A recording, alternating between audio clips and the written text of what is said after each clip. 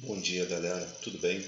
Aqui quem fala é o professor Cristiano, seu professor de Química no segundo ano do ensino médio. Como você está? Você está bem? Está tudo tranquilo? Eu estou com muita saudade de vocês. Muita saudade de vocês. Saudade de entrar na sala, olhar para todo mundo e falar, escreve aí, e vocês me falarem, bom dia. Muita saudade. Espero que você esteja dentro de casa se cuidando numa boa. E quando tudo isso passar, nós estaremos juntos. Se Deus quiser, nós estaremos juntos. Vou complementar aqui de onde a gente parou. Nós fizemos cálculos químicos, estudamos a parte matemática associada à química, que a gente chama de estequiometria. Começamos a estudar. E vamos fazer um complemento, uma ampliação, porque calculamos valores para os compostos em particular, né? O número de Avogadro, as massas, a quantidade de matéria, o número de mols. Vamos ampliar esse conceito para as reações químicas, okay? Que é onde os produtos são formados. Tá? As reações químicas funcionam mais ou menos da seguinte forma. Todo fenômeno químico é uma reação química. Quando uma reação química acontece, reagentes, substâncias iniciais, que a gente chama de reagentes, são consumidas e novas substâncias diferentes das primeiras são formadas. As substâncias iniciais nós chamamos de reagentes, o resultado da reação química nós vamos chamar de produto. As coisas não são, às vezes, tão certinhas assim. Conforme a gente avançar no conceito de equilíbrio químico, a gente vai ver algo um pouco mais complexo, algo um pouco mais aprofundado em relação a isso. Mas o básico é isso. Reagentes são consumidos e se tornam produtos. Okay? Então, todo fenômeno químico é uma reação química e a gente precisa representá-lo de maneira didática. A gente chama isso de transposição didática. Como seria a transposição didática para a gente representar uma reação química? Uma reação química é representada através de uma equação. Sim, o nome é equação. O nome é equação porque ela pode ser traduzida. Ela precisa ser traduzida em termos matemáticos. Ok? A gente coloquei aqui uma representação da equação. Okay? Acho até que esse exemplo você tem no caderno, foi uma das últimas coisas que a gente colocou. Mas em uma equação química eu coloquei aqui a formação do oxigênio, coloquei isso aí os estados físicos, coloquei aqui só para a gente ter uma ideia. A gente vê reagentes iniciais, substâncias iniciais que eu chamo de reagentes, que são hidrogênio, 2 moléculas de hidrogênio mais uma molécula de água.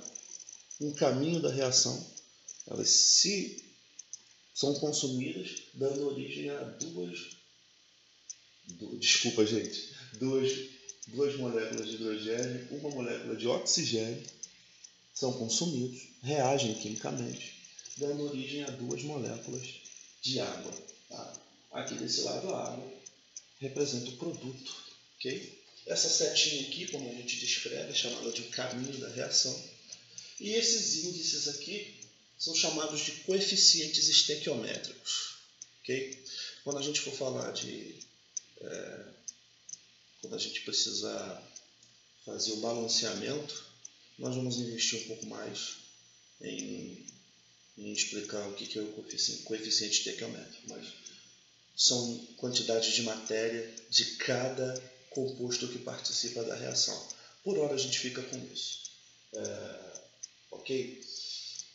Cálculos químicos são importantes na medida em que a própria história da química exigiu uma abordagem matemática. A química foi vista durante muito tempo como algo bastante esotérico, místico. Essa capacidade de você pegar 2 substâncias, mudar de cor, gerar calor, gerar luminosidade. Isso era visto de uma maneira meio mística. A química foi durante muito tempo considerada apenas como uma curiosidade. Ela A química alcançou status de ciência na medida em que seus resultados puderam ser reproduzidos e quantificados. Okay? Reprodutibilidade e escala. O que é reprodutibilidade? Percebeu-se que, colocadas em condições, nas condições corretas, essas reações poderiam ser feitas e seus resultados seriam sempre os mesmos nas mesmas condições. Okay? E quantificável porque elas eram matematicamente confiáveis do ponto de vista experimental e tinham escala, tinham proporção. Isso é muito importante. Isso fez a química sair da alquimia para uma ciência pura e aplicada. Pura porque nós estamos interessados em seus resultados objetivos. Okay? E aplicada pelo que o nome diz. Porque ela tem contexto, ela tem aplicabilidade, ela pode ser reproduzida, seus resultados não são só apenas esperados, mas podem ser investigados sobre outros pontos de vista e feito tudo isso, a gente pode fazer numa escala maior, numa escala menor, numa escala industrial. Muito importante isso. Okay? E com relação às reações químicas, a gente tem as leis ponderais, que é o assunto de hoje. As leis ponderais. São 4 leis ponderais. Nós vamos investigar no nosso curso aqui, inicialmente 2. As outras a gente vai ver como consequência. Elas são mais consequência, assim eu vejo, consequência de algumas situações importantes. Nós vamos investigar as 2 mais importantes nessa aula, que são a lei de Lavoisier e a lei de Proust.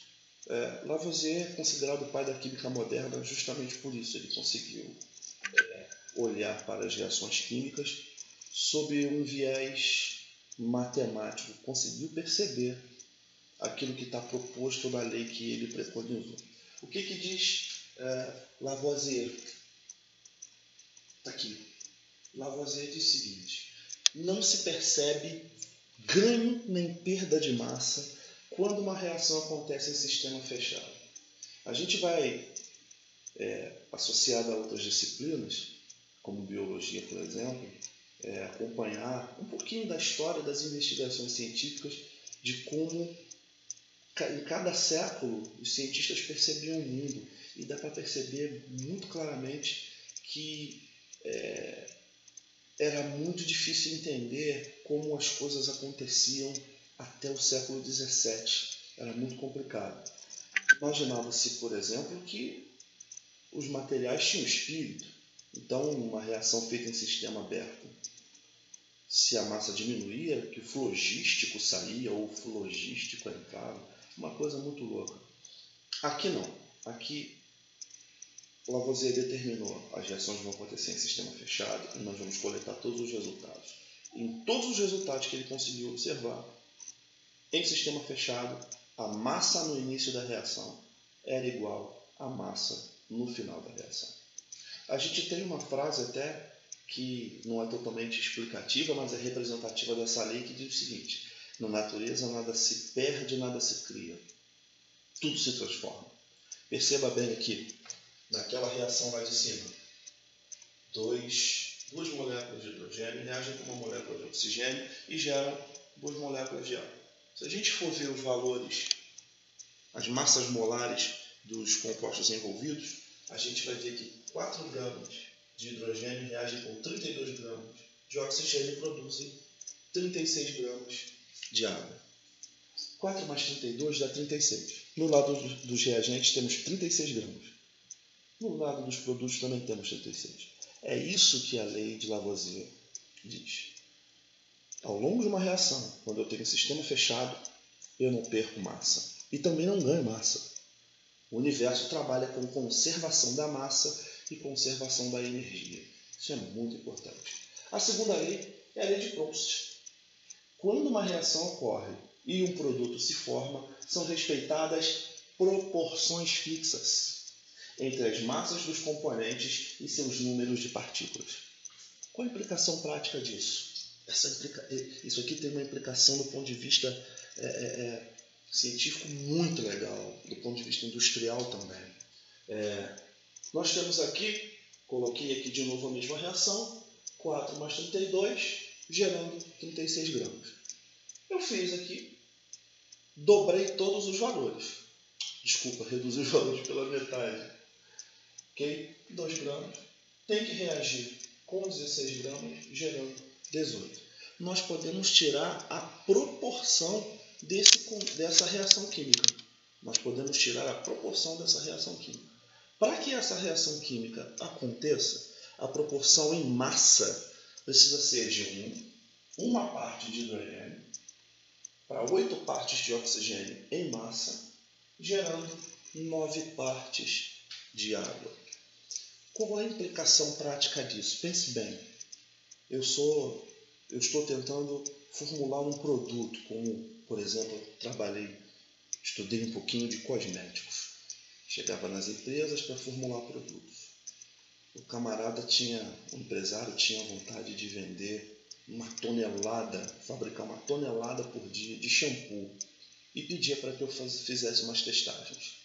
Eu não fazia uma tonelada de shampoo e testava. Eu fazia 1 quilo de shampoo e testava.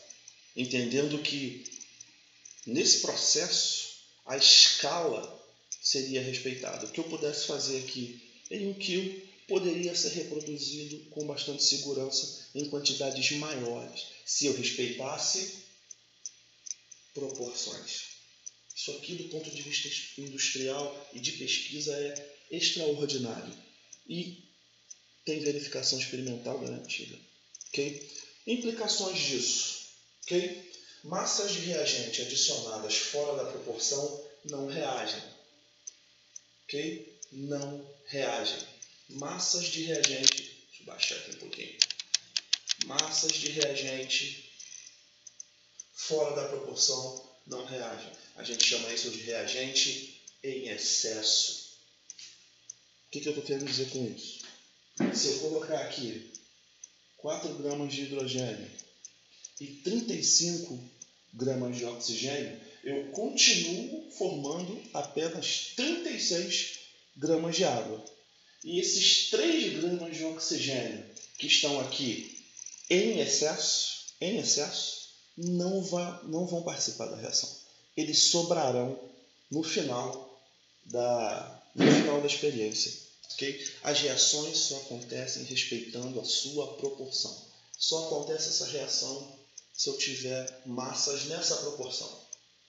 1 parte de hidrogênio, 8 partes de oxigênio e 9 partes de água. Ok? Isso é super importante. Isso nos dá subsídio para a gente investigar em várias questões respeitando essas 2 leis. Uma última coisa para eu colocar aqui, deu uma apagada aqui que eu não encostei, em relação a número de partículas. Ok? Isso aqui é água. Fórmula H2O. Isso aqui é uma outra substância, H2O2. Só pode ser água se eu tiver 2 partes de hidrogênio e 1 parte de oxigênio em relação ao número de partículas. Ok? Em relação ao número de partículas é assim que vai acontecer. Tá? Se eu tiver essa nova fórmula aqui, isso aqui não é água. Isso aqui é um outro composto. No caso, o outro composto é até chamado de água oxigenada. Você conhece, né? Então, mas não é água. É o peróxido de hidrogênio. Água oxigenada é um nome de fantasia. Ok? Então, tanto em massa quanto em número de partículas, as reações acontecem, os produtos se formam segundo uma proporção. Se você aumenta a massa de alguém, essa massa a mais ficará em excesso. Se você muda a fórmula, você muda o composto. Ok? Essa é a nossa aula para agora. Daqui a pouquinho, daqui a mais algum tempo, a gente vai ampliar esse conceito. Muito obrigado, galera. Escreve aí.